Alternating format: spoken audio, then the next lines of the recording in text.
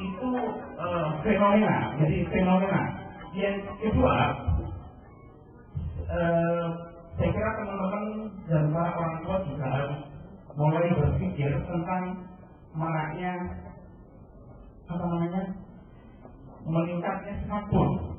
Pada satu sisi, saya kira mungkin itu tidak bisa dilepaskan karena itu bentuk globalisasi. Globalisasi itu tidak ada yang bisa menolak. Tetapi tentu kita sebagai bangsa tidak menolak, tapi bagaimana menyikapi. Nah, kalau teman-teman pelajar tidak cermat, Anda yang akan menjadi generasi konsumsi yang hanya menikmati handphone yang cerdas, bermain berselancar. Saya kira paling banter itu hanya untuk Facebook dan game. Jarang sekali yang memanfaatkan sebagai basis landasan meningkatkan pengetahuan. Nah, ketika itu tidak dibarengi oleh satu sikap membangun komunitas, bagaimana memunculkan semangat bangsa, itu akan menjadi bahaya. Saya kira banyak contoh di kota besar ini dan kegelisahan semua orang, dan beberapa waktu yang lalu di Indonesia itu ada yang namanya kita menyelenggarakan sebuah kongres kebudayaan. Itu pada sampai satu kesimpulan bahwa kalau tidak diantisipasi, generasi kita betul-betul menjadi generasi yang tuna budaya. Kita menganggap kebudayaan bangsa hanya semata-mata soal sisi belakang, tetapi padahal yang lebih dari itu adalah menyiapkan pengetahuan bagi generasi bangsa. Pesan saya kepada teman-teman pelajar, coba baca kisah-kisah orang tua. Saya kira kalau Anda cukup bosan dengan orang-orang yang tua, saya kira sekarang banyak contoh sekali orang-orang muda yang sukses, yang mereka lewat pengetahuan dan membaca. Saya sebulan yang lalu mengikuti acara seperti ini di program kepemimpinan lembaga LPDP yang diadakan Menteri Keuangan dan Menteri Pendidikan. Awalnya kita cukup pesimis bahwa banyak teman-teman muda itu tidak cukup punya kemampuan. Tapi ketika di forum itu mungkin hampir 1.000 orang dibuat beberapa kelompok. Saya kira semua rancangan yang dibuat oleh kementerian itu kan bentuk kebijakan. Nah, DPR itu mungkin ini bagi teman-teman juga penting diketahui bahwa juga saya kira menjadi pengetahuan umum, fungsi DPR itu kan ada tiga. Misalnya salah satunya fungsi anggaran lah, juga fungsi kontrol. Fungsi anggaran ini kalau perpusnas seperti tadi yang diwakili Bapak memberikan paparan, itu tentu punya program. Nah, program itu Pak, itu tidak akan jalan kalau tidak disetujui anggarannya oleh DPR. Karena itu di berbagai forum, ini kebetulan juga saya ingin menyampaikan, saya selalu menyampaikan saat ini ada kondisi orang yang cenderung apatis terhadap partai politik, misalnya terhadap anggota DPR. Saya kira tidak bagus juga. Negara modern dimanapun tidak akan pernah berdiri tanpa parlemen. Jadi kalau sekarang ini digembar-gemborkan apa politisi itu, apa DPR itu bisa dibubarkan, saya kira tidak fair. Sebuah negara yang modern itu membutuhkan partai politik, membutuhkan lembaga parlemen sebagai penyeimbang eksekutif. Ada 2 pijakan utama. Jadi pertama, ini Indramayu itu basis santri ya. Jadi Imam Ghazali itu pernah bilang, salah satu profesi yang sangat mulia itu juga adalah profesi sebagai politisi, misalnya anggota parlemen. Jadi ketika itu dilaksanakan, Anda mengawali selaku staf ahli Komisi 10 DPR RI sudah memberikan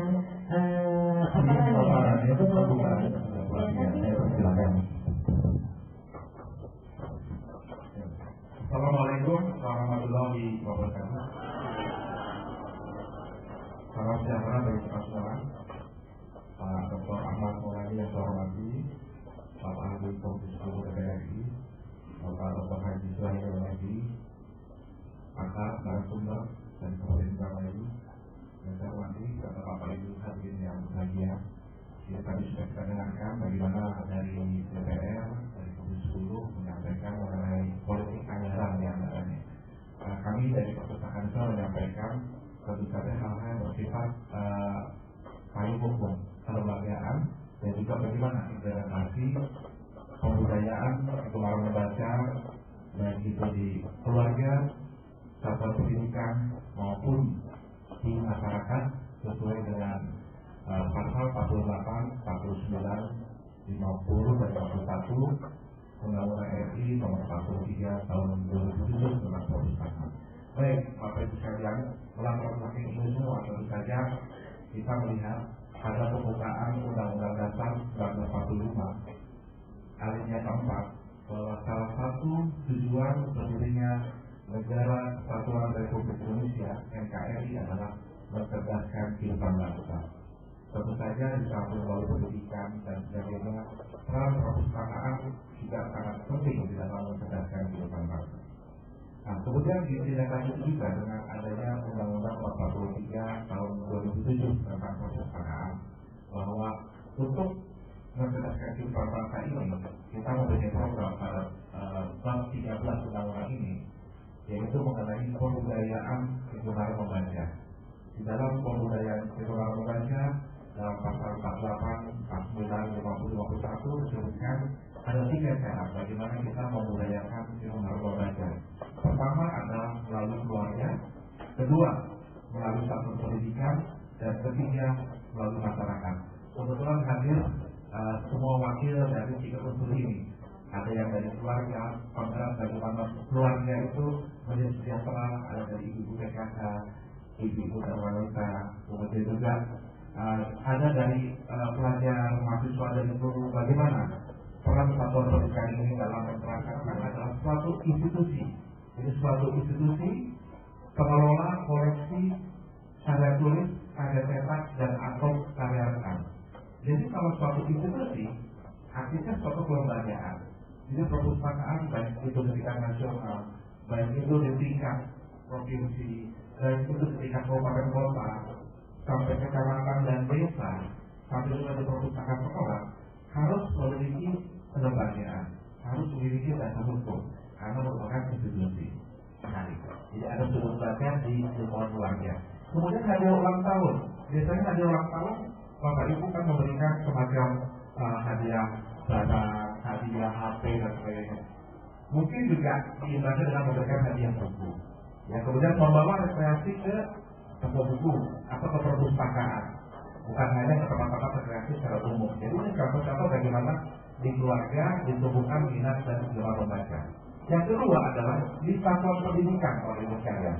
Nah, dalam Permendiknas nomor 25 tahun 2008 tentang standar tenaga perpustakaan sekolah sudah dituangkan bahwa untuk menduduki jabatan kepala perpustakaan sekolah harus memiliki kompetensi. Ini kebetulan Bapak Ibu banyak yang dari pengajar, dari guru. Jadi ketika Bapak Ibu nanti menjabat sebagai kepala perpustakaan sekolah misalnya dengan alasan apapun, jadi harus memiliki kompetensi diklat di bidang perpustakaan. Jadi kami Puskitlas punya diklat untuk kepala perpustakaan sekolah, pola 120 jam. Jadi kurang lebih 12 hari bisa diikuti. Kemudian untuk stafnya bagaimana?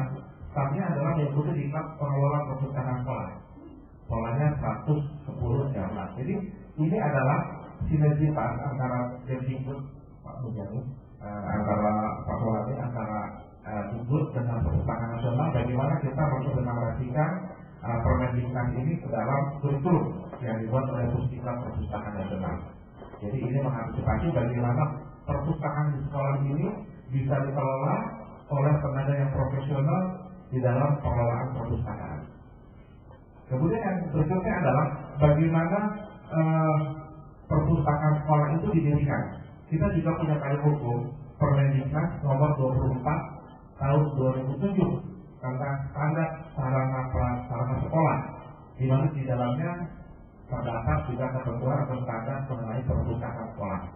Jadi kedua Permendiknas ini bisa dilaksanakan oleh teman-teman di perpustakaan sekolah bagaimana mengelola perpustakaan sekolah dengan baik.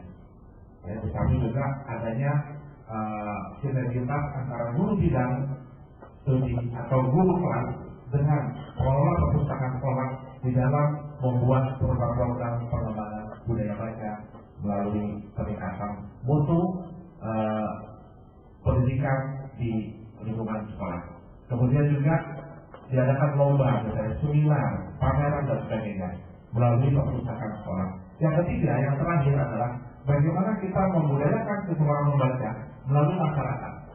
Nah, biasanya polanya adalah Bapak Ibu sekalian, dari tingkat nasional, perpustakaan nasional tentu saja punya peranan yang memang sudah dituangkan dalam undang-undang bahwa perpustakaan nasional salah satu pembina dalam pengembangan budaya baca, termasuk pengembangan perpustakaan. Kemudian di tingkat provinsi adalah peran dari Badan Perpustakaan Provinsi dalam pengembangan atau pembinaan minat baca, termasuk pembinaan perpustakaan. Kabupaten kota adalah peran kantor perpustakaan kabupaten kota. Karena perpustakaan kabupaten kota ini bukan hanya memberikan layanan melalui perpustakaan, juga membina semua jenis perpustakaan yang ada di wilayahnya. Kemudian pakai kecamatan, desa. Nah, setelah desa, kita harapkan di desa itu ada perpustakaan desa kelurahan, Pak. Jadi Pak Maulani bersama kawan-kawan dari Dewan sudah mendorong kami perpustakaan itu punya program bagaimana perpustakaan desa kelurahan seluruh Indonesia ini yang jumlahnya desa kelurahan kurang lebih ada 17.000 itu memiliki perpustakaan dengan target sampai dengan 2014. Jadi sampai dengan berakhirnya masa tugas dari anggota Dewan 2014, kita harapkan program ini dengan dukungan dari DPR, seluruh desa kelurahan di Indonesia sudah memiliki adalah asosiasi tenaga perpustakaan Indonesia yang didirikan oleh Denkiknas pada waktu itu dan Perpustakaan Nasional untuk mengembangkan tenaga pengelola di perpustakaan sekolah. Bagaimana supaya perpustakaan sekolah itu dikelola oleh teman-teman yang memang memiliki kompetensi secara profesional di bidang pengelolaan perpustakaan sekolah. Jadi langkah-langkah ini baik sinergitas antara perpustakaan nasional, perpustakaan pendidikan dan kebudayaan di pusat, maupun dari teman-teman di dinas pendidikan dan kantor perpustakaan di Kabupaten Indramayu dan di pusat didorong oleh DPR dalam rangka penyusunan program, dalam rangka politik anggaran, juga teman-teman di kantor perpustakaan Indramayu maupun di dinas pendidikan didukung juga oleh DPRD melalui politik anggaran. Kita harapkan perpustakaan kita bisa berjalan dengan semestinya. Saya kira sementara itu nanti kita akan diskusi lebih lanjut. Barangkali ada masukan atau pertanyaan dari Bapak Ibu sekalian. Selanjutnya maaf. Wassalamualaikum warahmatullahi wabarakatuh. Waalaikumsalam warahmatullahi wabarakatuh. Bapak Dr. Sendiri Kurniadi Anwar. Kabarannya cukup menyentuh saya, Pak, sebagai ibu-ibu yang kalau sudah lepas kerja selesai maghrib itu berkutat dengan televisi ya Pak ya. Sementara anak saya belajar, baca buku. Sementara ibunya matanya di sini. Nanti jadi pertanyaan saya, gimana caranya menumbuhkan minat baca setelah tidak sekolah lagi. Bapak Dr. Haji Suhaili Enas ini yang akan memberikan paparan selanjutnya. Bapak Dr. Haji Suhaili Enas ini beliau adalah mantan Kepala Dinas Pendidikan Kabupaten Indramayu. Kemudian sekarang selaku Ketua PGRI Kabupaten Indramayu dan Ketua Dewan Pendidikan Kabupaten Indramayu. Silakan. Terima kasih. Assalamualaikum warahmatullahi wabarakatuh.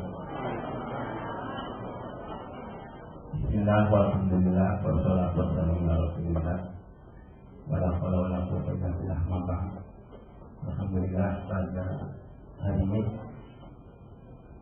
siang hari ini kita dapat silaturahmi menyertai acara workshop dalam rangka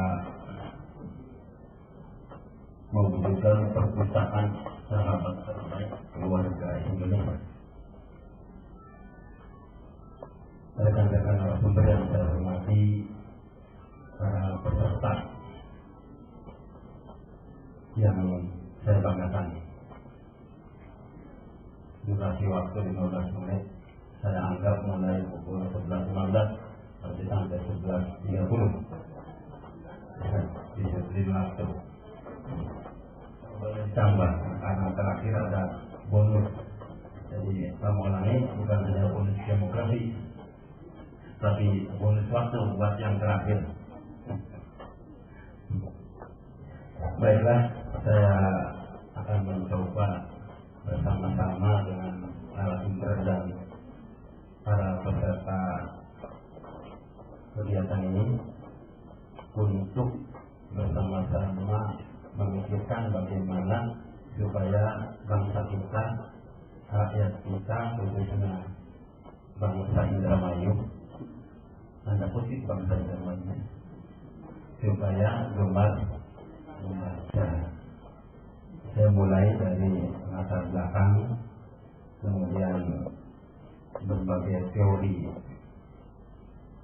menumbuhkan minat baca, kemudian aplikasi dari teori tersebut, dan kemudian mengenai hambatan terhadap tumbuhnya minat baca.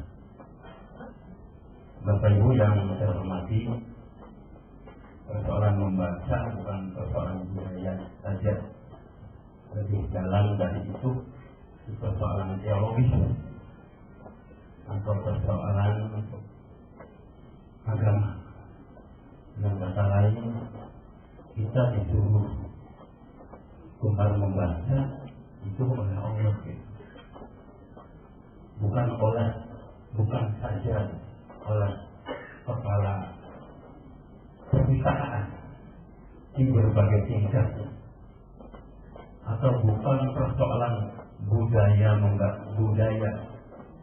Jadi yang lebih tinggi itu persoalan teologi, persoalan agama, sehingga kita harus bertanya pada diri kita, kalau kita tidak gemar membaca, berarti agama kita tidak sempurna.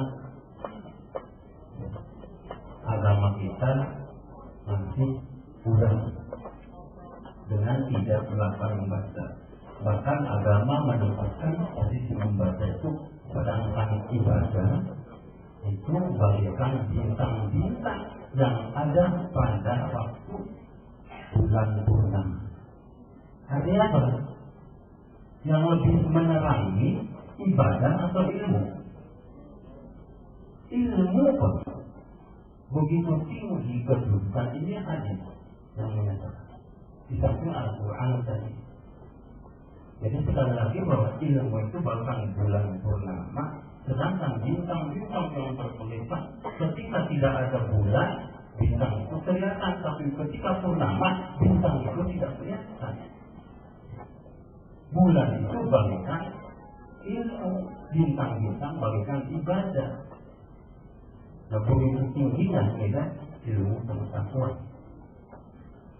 Bagaimana kondisi kita saat ini, Bapak dan Ibu? Saya kadang-kadang prihatin dengan survei yang dilakukan oleh lembaga-lembaga internasional tentang kualitas atau kemampuan membaca atau gemar membaca. Indonesia itu kalau diukur pakai menggunakan indeks itu pada angka 0,001. Indeks gemar membaca bangsa Indonesia itu pada posisi 0,001. Artinya apa? Dari 1.000 orang Indonesia itu hanya ada 1 yang gemar membaca. Jadi rasionya 1 berbanding 1.000 atau 999. Nah, kalau jumlah ini belum 1.000, mungkin belum ada di antara kita yang gemar.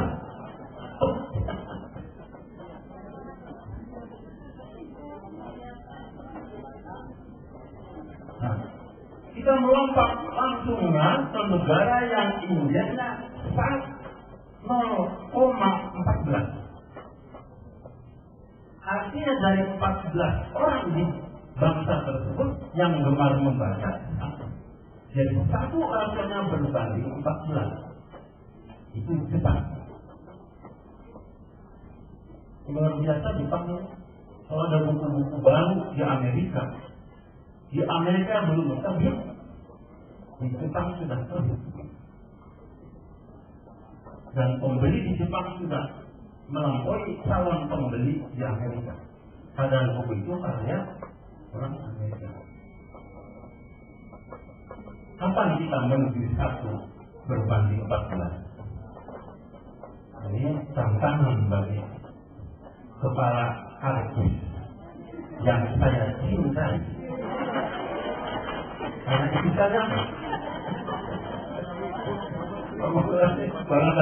kasih tahu barangkali kaget, kok masih bermain cinta saja?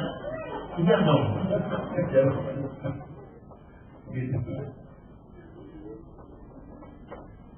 Nah kemudian juga masih dari survei yang dilakukan oleh lembaga internasional bahwa kita ini di kawasan Asia saja itu pada posisi bunyi Indonesia. Jadi kelompok atas, kelompok tengah, kelompok bawah. Indonesia ini pada kelompok bawah. Itu hasil survei yang berkaitan dengan membaca. Jadi ada survei yang cukup dipercaya, yang bisa dipertanggungjawabkan kebenarannya. Dampaknya apa? Pada indeks pembangunan manusia IPN kita ini pada posisi 124 dari 168 negara di dunia. Berarti juga pada posisi atas, tengah, bawah, pada posisi bawah. Sementara itu indeks pembangunan manusia merupakan ukuran tingkat kesejahteraan suatu bangsa. Bangsa yang indeks pembangunan manusianya tinggi, maka bangsa tersebut termasuk kategori sejahtera. Jadi kalau bangsa kita saat ini belum sejahtera dengan angka kemiskinan yang kita dari dewan yang masih 15%, setara dengan 30 juta yang miskin, belum termasuk yang hampir miskin.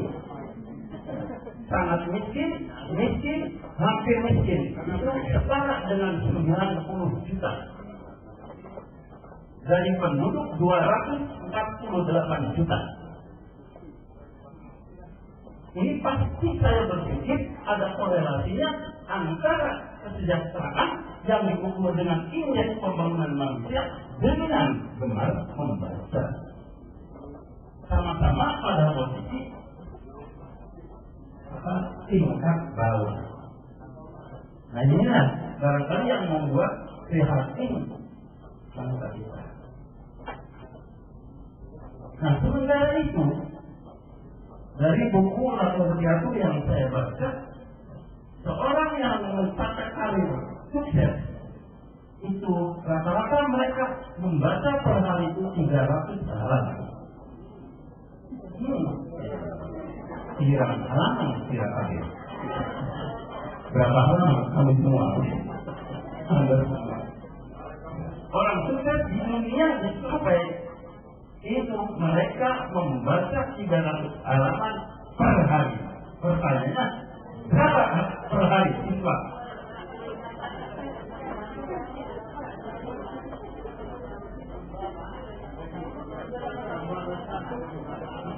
Nah sekarang diukur dalam kecepatan membaca.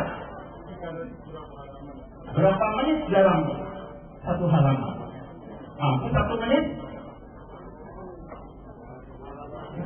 Kalau 1 menit itu butuh 300 menit. 300 menit itu setara dengan 5 jam. Kalau 1 menit setara dengan 5 jam. Oleh karena itu kecepatan membaca harus ditingkatkan menjadi paling tidak setengah menit per halaman.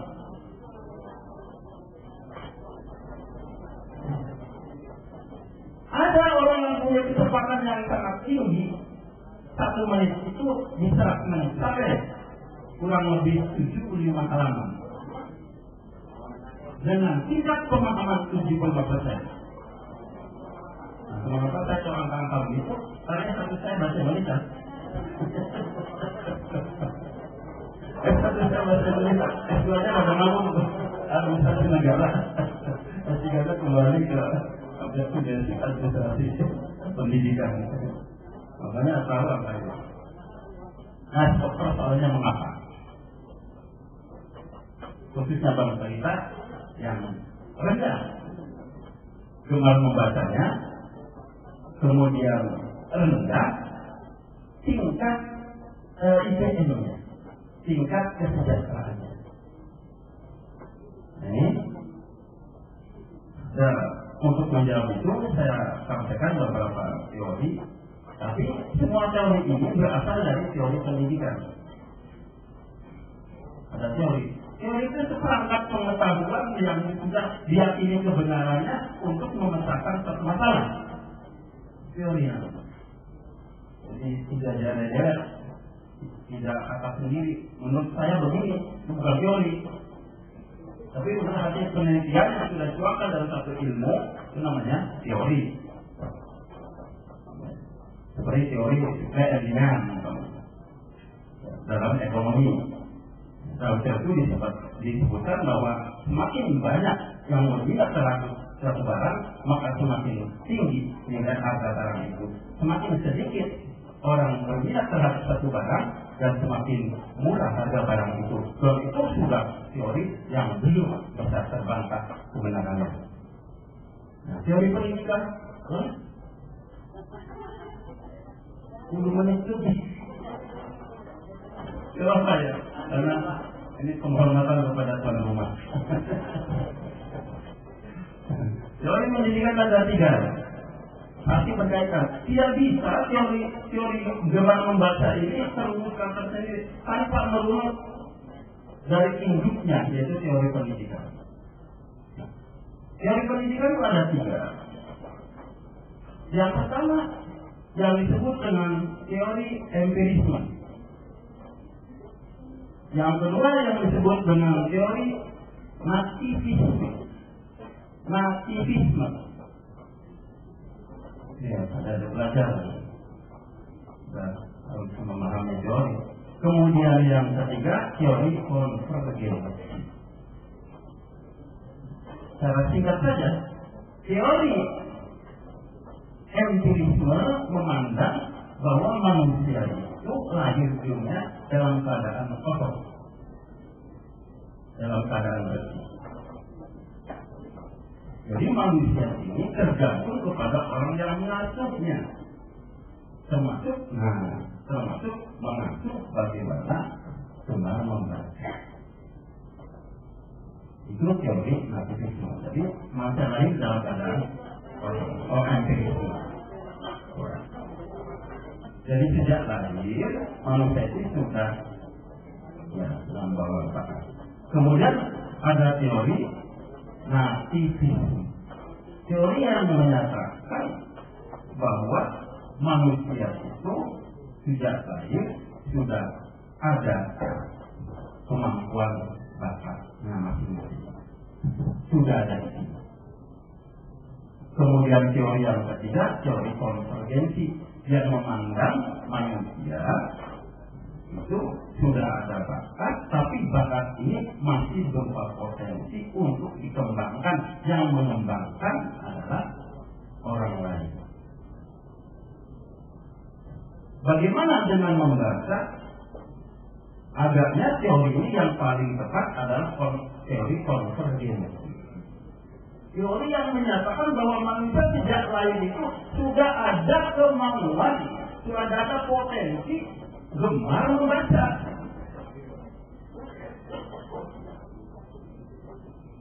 Makanya kalau kita menghubungkan tadi dengan ayat-ayat tadi, itu nyambung. Jadi ngomongin pagi-pagi kalau ngomongnya konon tuh. Alih-alih Allah bicara begitu, karena Allah memang sudah memberi potensi gemar membaca. Nah, mengapa tapi pada akhirnya manusia tidak gemar membaca seperti bangsa Indonesia termasuk bapak dan ibu dan pulang termasuk saya?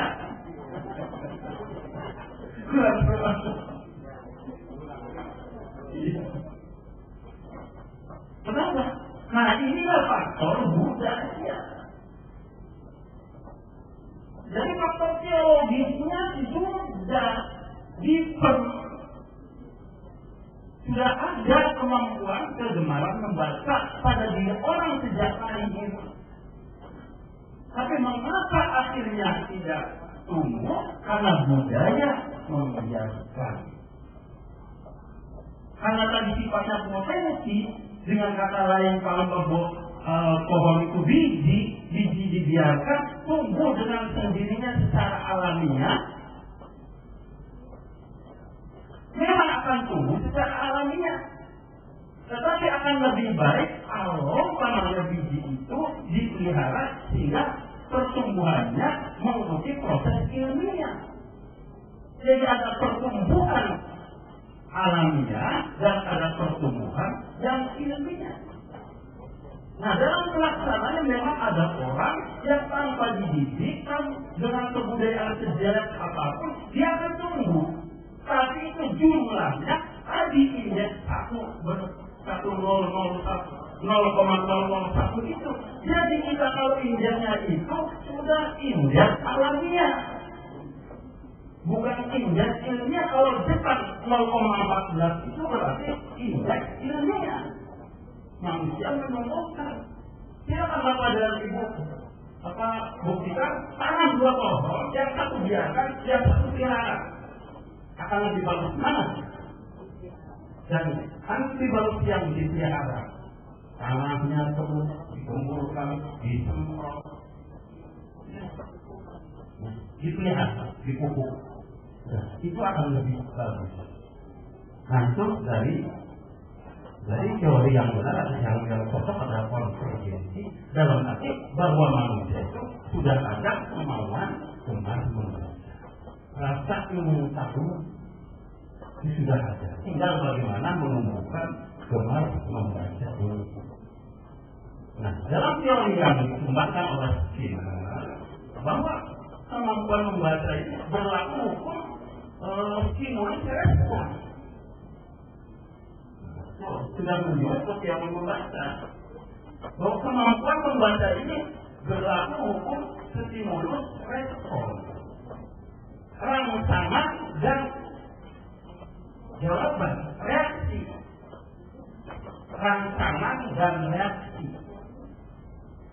Apa rasanya kalau sudah terangsang, Bapak dan Ibu, serta anak-anak? Apa reaksi anak kalau sudah terangsang? Khususnya Ibu dan Bapak. Nah, ini adalah rangsangan. Apa rangsangan? Karena pada dirinya itu sudah ada sehingga dirangsang. Nah, kalau sudah dirangsang, maka dia akan tumbuh. Rupanya dalam kita ini tidak ada merangsang. Dalam hal membaca, tapi dalam hal hubungan laki-laki dan perempuan ahlinya tidak diajari pun itu akan berjalan. Dalam tulisan ada tebal sisi tidak orang dalam bokong ada banyak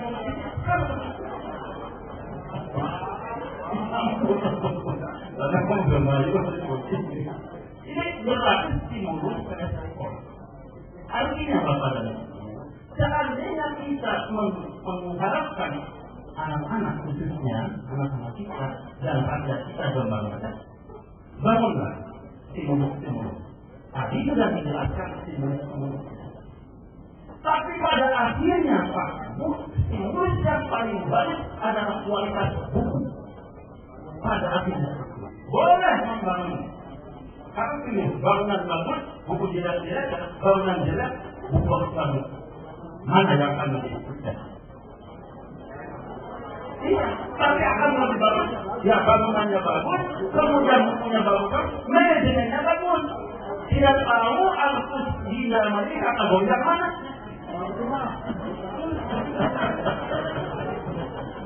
Bangunannya bagus, bukunya bagus, manajemennya bagus. Dan tidak ada kondisi perpustakaan di sekolah-sekolah, termasuk ibu guru SMA 2 yang notabene ibu Sakda, ibu Haja.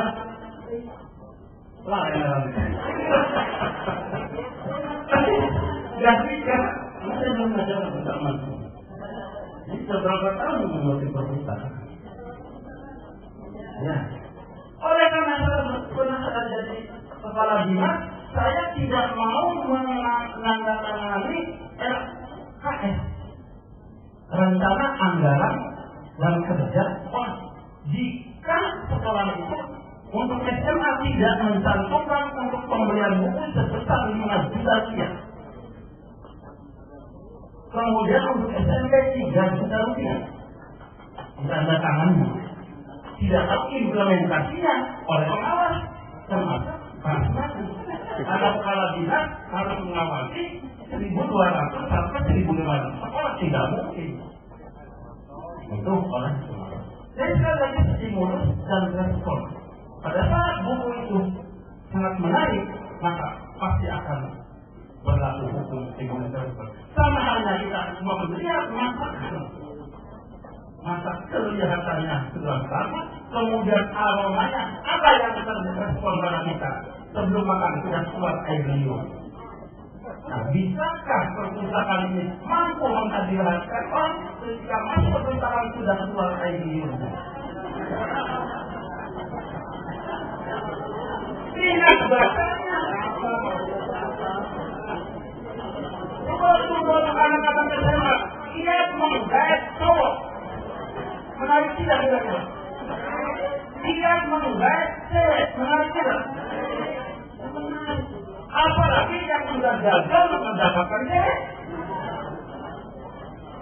Tadi saya mengikuti acaranya Jumpa yang kedua dan semalam. Nah, begitu juga di antaranya seperti itu. Jadi itu teori membaca itu teori skenario yang paling bagus yaitu stimulus dan respon. Nah, untuk itu, kalau stimulus kemudian respon. Respon ini kondisi bagi seseorang. Ada 2 jenis pada diri kondisi orang. Ada yang sudah bagus, sudah tumbuh, kemudian ada yang belum bagus.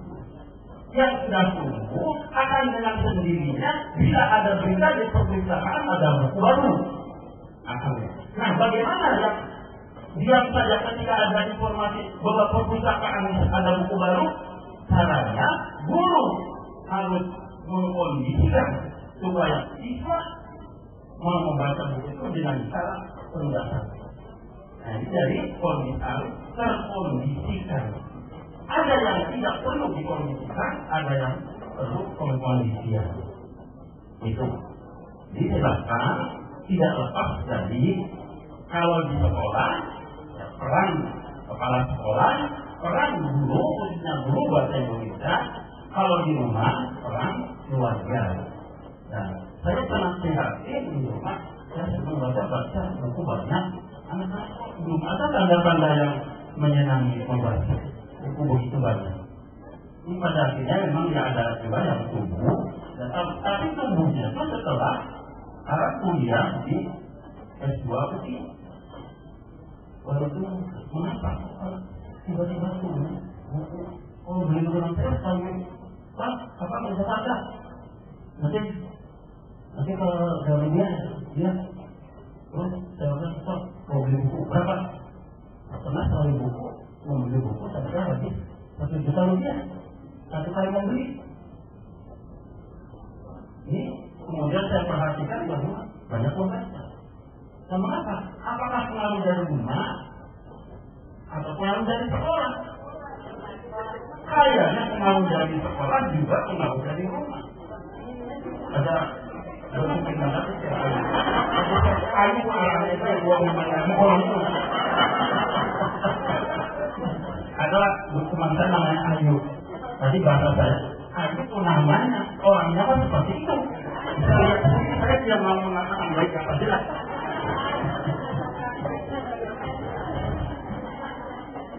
Kemudian yang berkaitan langsung dengan teori membaca yaitu teori fisiolinguistik. Fisiolinguistik ini ilmu interdisipliner antara ilmu biologi atau biologi dengan bahasa, ilmu bahasa dengan ilmu. Hanya teori membaca itu yang pertama ada dari bacaan, kemudian yang kedua ada yang membaca. Yang membaca ini pertama maka tes bacaan, kemudian makan, dikirim melalui saraf ke otak. Nah itu kemudian di dalam otak itu ternyata ditemukan adanya satu bagian otak yang disebut dengan membran Broca. Nah, membran Broca itulah pusat bahasa. Kemudian di dalam membran Broca juga ditemukan ada saraf yang menghubungkan ke hati. Rupanya ada ketika membaca, kemudian mata mengirimkan sinyal melalui gelombang elektromagnetik, melalui gelombang elektromagnetik ke membran Broca. Untuk dipahami, membran Broca itu fungsinya untuk memahami. Kemudian dari membran Broca ada saraf yang menghubungkan ke hati. Nah ini hati ini fungsinya untuk mengapresiasi, untuk menyenangi. Dengan kata lain, sebetulnya teori membaca adalah pertama bacaan yang bagus, kemudian kondisi mata yang normal, kemudian kondisi membran Broca yang normal, kemudian kondisi hati yang normal. Pada saat kondisi hati yang normal, membaca hal yang bisa dipahami tidak akan digemari. Ada seperti itu. Jadi kondisi jasmani manusia ini akan menentukan keberhasilan gemar membaca. Karena kegemaran itu bukan ada pada membran Broca, tetapi ada pada kolbu, pada. Jadi antara kolbu hati harus sehat, kemudian pikiran sehat, mata sehat, bukunya bagus, itulah akan tumbuh kegemaran membaca. Nah, terakhir hambatan kita setelah saya mencoba di malam sudah bisa tidur. Ini tidurnya mau mengganggu pasien. Hambatan kita dengan teori-teori tadi antara lain kita ini dalam hal membaca rupanya juga sudah terkena penyakit mental block. Kondisi kita ini sudah terkena penyakit mental block, yaitu kondisi kejiwaan seseorang yang mengurung sehingga tidak bisa berkembang. Padahal sebetulnya kondisi itu bisa dilepaskan. Bagaimana cara melepaskannya? Ya tadi kembali kepada teori stimulus dan respon. Kemudian dengan yang sederhana, bangsa kita membaca menulis mengatakan apa benar membaca menulis? Jawabannya tidak benar. Membaca itu sebenarnya mudah. Manakala untuk yang tadi sudah terpenuhi, teks bacaan, kondisi mata sehat, membran Broca sehat, hati sehat. Itu akan terjadi kegemaran membaca. Jadi kita terkena oleh penyakit mental block, kondisi mental yang terpukul, yang terjadi di hati, terbentuk oleh sejarahnya sendiri, kehidupannya sendiri. Contohnya karena orang lain juga tidak gemar membaca, ya sudah ada akibatnya dia tinggi gemar membaca. Ya sudah kan, karena orang lain tidak gemar membaca, tadi dengan rasio 1/1000 itu, artinya dia tidak punya rasa malu apabila tidak gemar membaca, karena masih banyak temannya. Ya tidak belum itu. Tapi kalau umpamanya satu seperti Rasul umpamanya, semua yang menyembah berhala, saya berani mengatakan yang benar kalau berhala itu salah. Nabi Ibrahim sudah begitu. Itu Nabi Ibrahim sudah tidak memiliki mental block. Mental block ini adalah orang lain melakukannya, dia kita juga yang melakukan. Sama anak-anak yang lain punya pacar semua, ya saya juga punya pacar. Itu memang di antara seperti itu. Tetapi kalau banyak angka yang tidak cuma kemarin itu turunkan, angka pada angka 1/1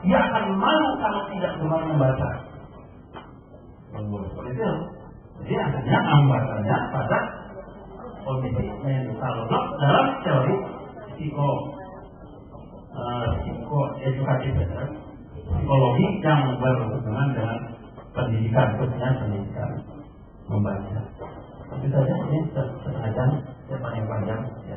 Dan sudah bisa disampaikan, maka berikutnya untuk kita sharing diskusi di level saya. Assalamualaikum warahmatullahi wabarakatuh.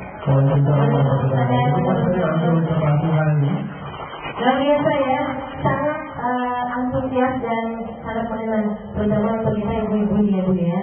Adik-adik juga nanti akan termotivasi ya. Baiklah, jika teman-teman sudah memaparkan apa yang menjadi tema kita hari ini, yaitu perpustakaan sahabat terbaik keluarga Indonesia. Dan membangun kartu bangsa oleh Mungkin Bunda dan Indra. Betul sekali. Kami berikan kesempatan 2 sesi untuk yang akan bertanya. Jadi yang pertama ada tidak kita berikan kesempatan yang bertanya, tetapi dilanjutkan untuk Luar biasa. Ini masih kawan mereka sangat luar biasa untuk mencoba materi ini. baik. Saya beri kesempatan untuk ibu dulu ya. Ibu-ibu dulu ya. Ini ibu yang tadi sudah ayo belum ya. Terserah penjelasan. Oke, jangan mulai. Ayo Pak. Iya. Teruskan nama dan juga alamat Ibu. Hari ini fungsinya dengan Ibu. Terima kasih. Nama saya Ayu sesuai dengan orangnya.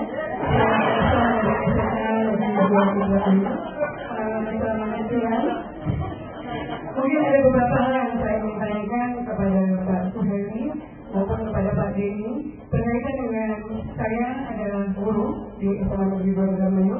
Pada saat saya menawarkan kepada siswa untuk diberikan 2 model buku, di mana satu buku itu adalah buku pelajaran dan satunya lagi adalah buku majalah fiksi. Saya bermain fiksi dibandingkan buku bacaan pelajaran itu anak-anak saya.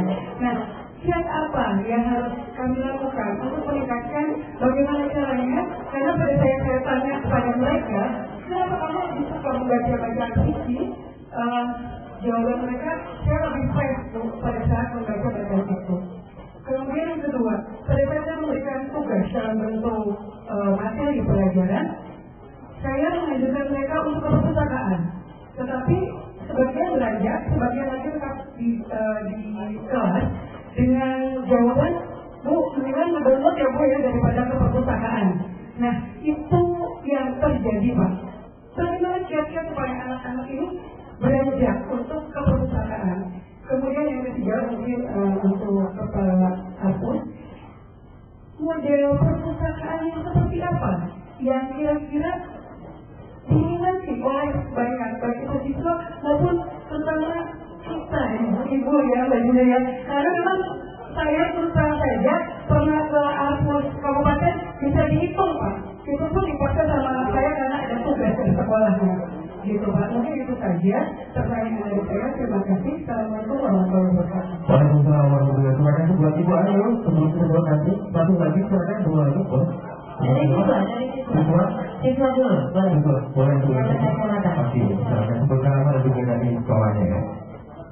Assalamualaikum warahmatullahi wabarakatuh. Nama saya Saria dari perwakilan SMA Negeri 1 Di sini saya akan bertanya. Sebenarnya pertanyaan saya hampir mirip dengan pertanyaan Ibu Ayu tadi. Banyak dari kalangan pelajar yang lebih mementingkan buku fiksi dibandingkan buku pelajaran. Nah, itu bagaimana kiat-kiatnya? Satu lagi Pak, menurut tadi yang masalah hambatan adanya mental block, yaitu banyak teman yang melakukannya, maka kita ikut melakukannya. Nah, tips-tips kita agar kita tuh tidak termasuk kepada orang-orang yang bermental block itu gimana Pak? Ya. Terima kasih atas pertanyaannya. Wassalamualaikum warahmatullahi wabarakatuh.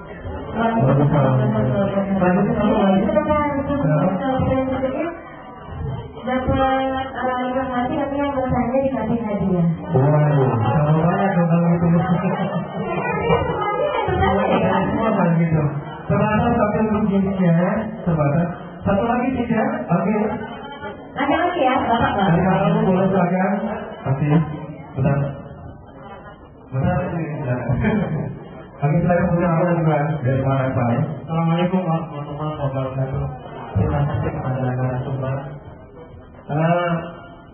Tema sekarang adalah membangun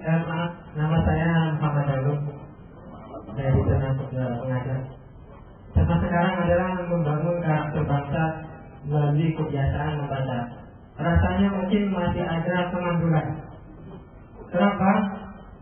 Setelah kurang lebih mungkin tidak lama saya melihat tayangan di televisi, itu ada sebuah buku pelajaran di daerah Jawa Tengah, seperti di Salatiga.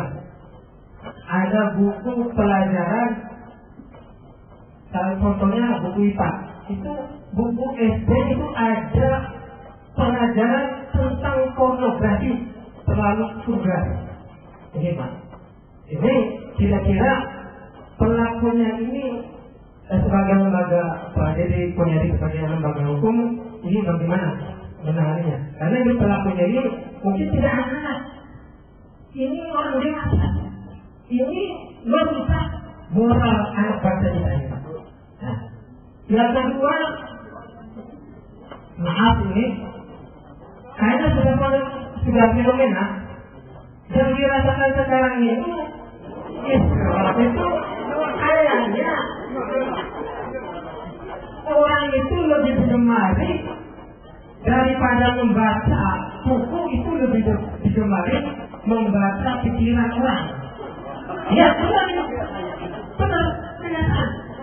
Lebih banyak mencari daripada merokok. Nah itu. Nah, ini kira-kira bagaimana agar anak-anak yang sudah generasi penerus ini bisa mengarah ke sana. Terus selanjutnya, maaf ini sekali lagi, para pengusaha warnet ini kalau orang masalah, karena warnet ini digemari Pak daripada membaca. Jadi kira-kira bagaimana, apakah sebagai wadah payung hukum atau sebagai perpustakaan, ketika anak SD atau remaja sekarang itu lebih giat ke warnet, ketika main game atau kiranya disadap tidak lagi main game, kita dengarkan ada informasi ingatkan membaca. Hanya itu. Kira-kira gimana itu? Terima kasih. Assalamualaikum warahmatullahi wabarakatuh. Waalaikumsalam warahmatullahi wabarakatuh. Terima kasih. Sudah tinggal pertanyaan itu langsung jawab dulu. Tapi tidak. Baik, untuk menjawab pertanyaan Ibu Ayu terlebih dahulu, langsung oleh Pak Jum'ini. Terima kasih. Pertanyaan dari yang namanya Ayu, kemudian dari Tania tentang lebih kembang visi. Itu sudah merupakan tanda yang bagus. Tinggal bagaimana mengembangkan, mengalihkan atau mentransformasikan dari visi ke non visi, daripada tidak suka sama sekali. Jadi itu sudah bagus. Pernah saya mendapat cerita dari guru besar bahasa ketika kuliah di Amerika. Kemudian pada mata kuliah membaca, kemudian guru besarnya di sana memberi siswa yang tidak gemar membaca. Sudah kuliah dari saya, ciptakan, lakukan agar siswa ini gemar membaca, itu saja. Dan kalau sudah gemar membaca, kamu nilai A, gitu. Kata si profesor. Bukan kita orang dia Pak Ahmad Selamat namanya di Universitas. Ini membaca teori. Artinya menemukan bahwa kemauan harus tumbuh dulu kemauan membaca, dan bacaan apa yang paling memungkinkan untuk disukai.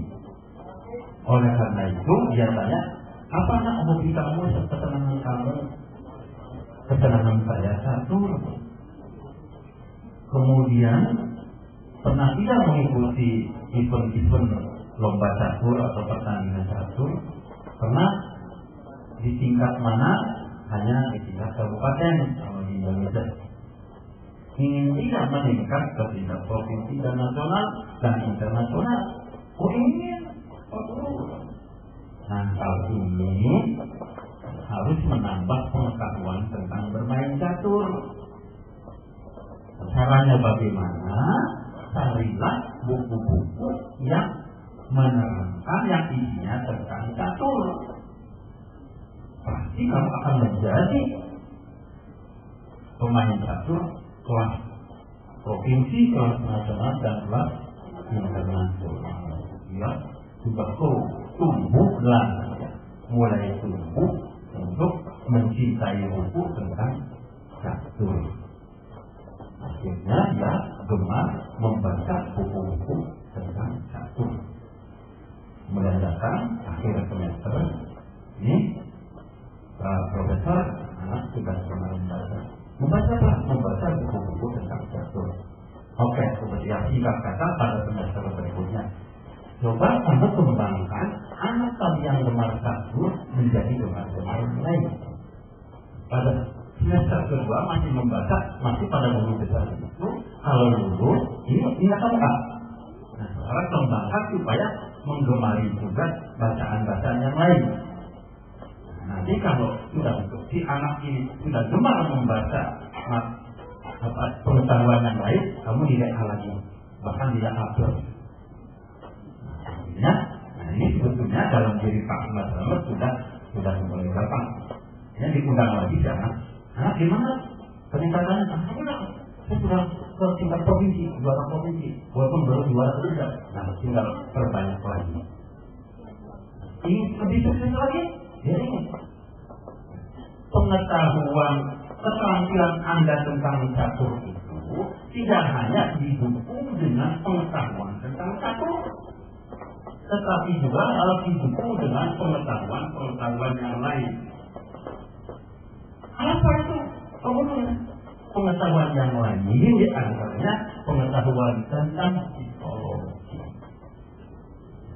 pengetahuan tentang anatomi, dua tentang anatomi pikiran dengan kejiwaan seseorang.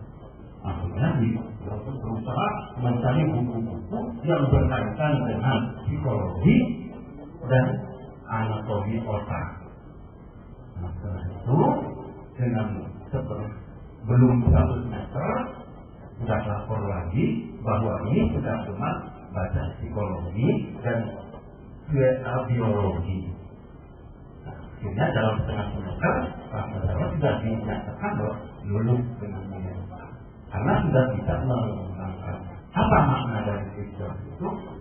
Anak-anak yang senang fikih sedang dikembangkan bahwa fikih itu mengapa tidak menarik. Tinggal tanyakan, ini tahu tidak bahwa semua ilmu itu menarik jika kita tahu tentang ilmu itu. Yang menarik itu bukan fiksi saja sebetulnya. Semua ilmu itu menarik. Kita nanti bagaimana mengubah, meningkatkan dari kegemaran fiksi menjadi kegemaran biologi. Kalau perlu fiksinya, fiksi sains. Ingatlah dari fiksi yang benar-benar fiksi, hayalan murni ke fiksi sains. Saya latar belakang bahasa Indonesia. Tetapi masalah gelombang elektromagnetik, saya teori gelombang saya mengerti. Mengapa? Ya, karena diri manusia ini penuh dengan gelombang. Dan bagaimana saya bisa memahami diri saya kalau saya tidak memahami gelombang? Allah berfirman, "Wa fi anfusikum afala tubsirun." Tentang diri kamu, apakah kamu tidak pernah memikirkan? Pertanyaan saya, siapa diri saya? Di antaranya yang gaib pada diri saya adalah gelombang elektromagnetik. Saya tadi bahasa tadi merupakan gelombang elektromagnetik. Itu semacam fikih. Ya panjang penjelasan itu. Tidak suka perpustakaan. Yaitu tadi. Nah, kaitannya adalah mental block. Mental block itu bisa. Gambarnya begini mental block. Mengapa gajah kalau diikat kakinya dengan taman yang kecil saja, dia tidak melontak, padahal kalau melontak dia akan putus. Mengapa? Karena oleh kapal sejak kecil, ketika tenaganya kecil, dia